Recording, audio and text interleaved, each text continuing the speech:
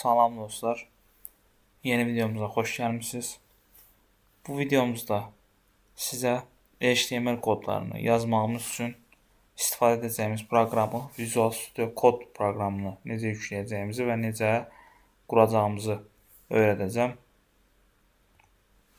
Visual Studio Code'da olan adı yazırıq axtarış hissəsinə. İlk açılan saytlardan birinciyə daxil oluruq. Baxın, burada Windows üçün, Mac üçün yükləmə hissələri var. Mənim kompüterimin əməliyyat sistemi Windows olduğu üçün mən Windowsdan yükləmə etdim.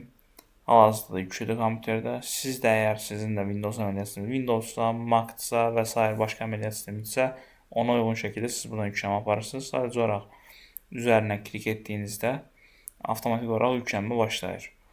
Yükləndikdən sonra daxil olaraq yüklədiyimiz fayla klik edirik. Açılan səhifədən biz bu sözləşməni qəbul edirik. Next deyirik, next deyirik, install deyirik. Məndə hal-hazırda yüklü olduğu üçün bunu yükləməyəcəm. Ləğv edirəm. Bu şəkildə, yəni biz proqramı yüklədik. Bu dərsimizdə mən sizə göstərəcəyim bundan ibarət idi.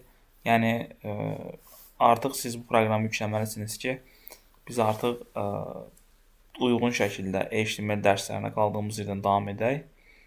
Praktik şəkildə kodları yaza bilək.